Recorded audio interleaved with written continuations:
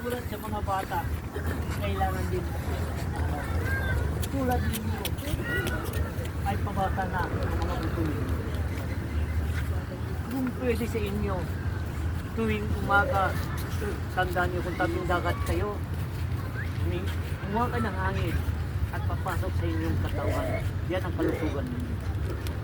Ngayon ang araw ito papasok sa buong katawan ninyo.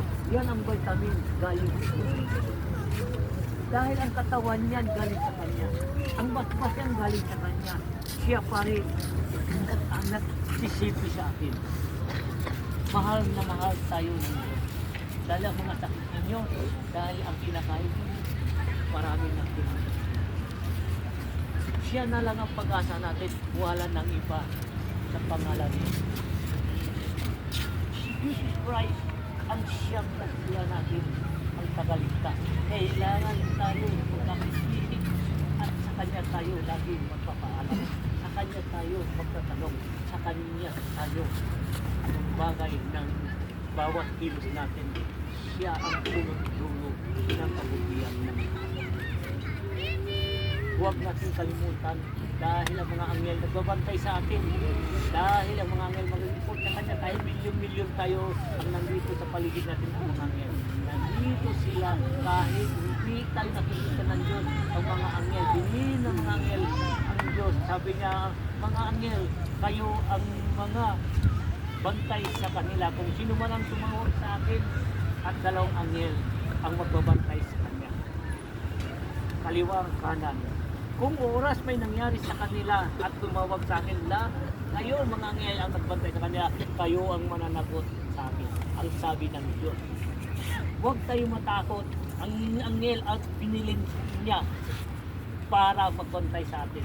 Kung sino man ang pangalan niya, Jesus ang dala ninyo, ang anghel ay bababa, ay humingi kayo ng kaligtasan, ang anghel ang magbaba at magbabantay sa inyo. Ngayon, ang hihingi kayo ng kagalingan at darating mga anghel at sila ang magpapagagaling sa inyo dahil yan ang sugo ng Diyos. Amen. Yan ang basbas ko sa inyo.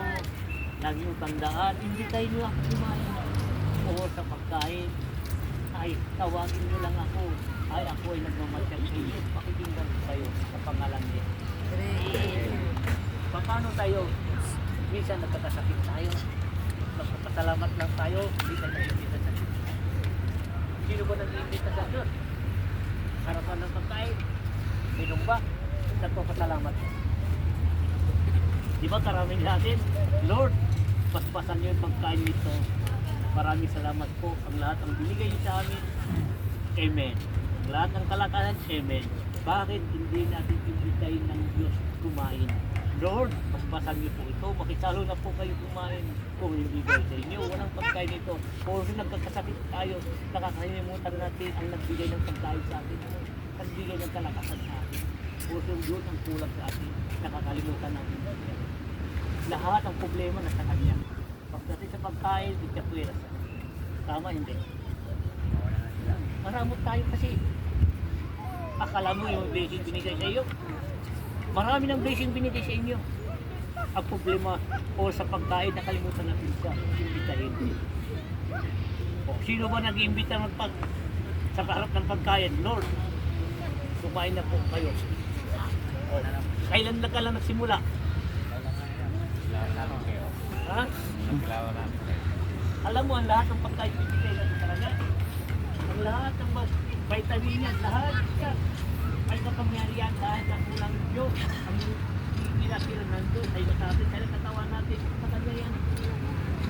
Palayo siya, dahil sa pamamagitan ng Diyos, lagi natin kasagilin ng Diyos. Diyos pa rin, Jesus, ang dakilang amanan, niligtas tayo niya hanggang ngayon.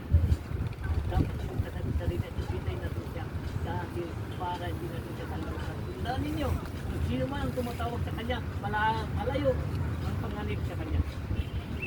Malayo ang pamarasan sa kanya dahil ginagat kayo sa mga anghel. Kanyang Diyos ay alisin mo ang pagkakas ninyo, alisin mo ang damdamin ninyo, hindi yan sa Diyos. Galing sa Diyos. Yung magpataas kayo, alisin niyo yung galing sa Diyos.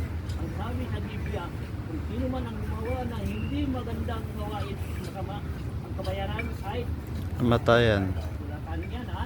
O ngayon, kamatayan.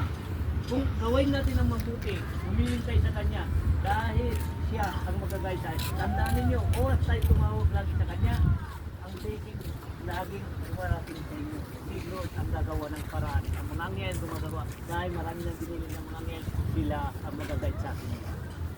Amen. Di po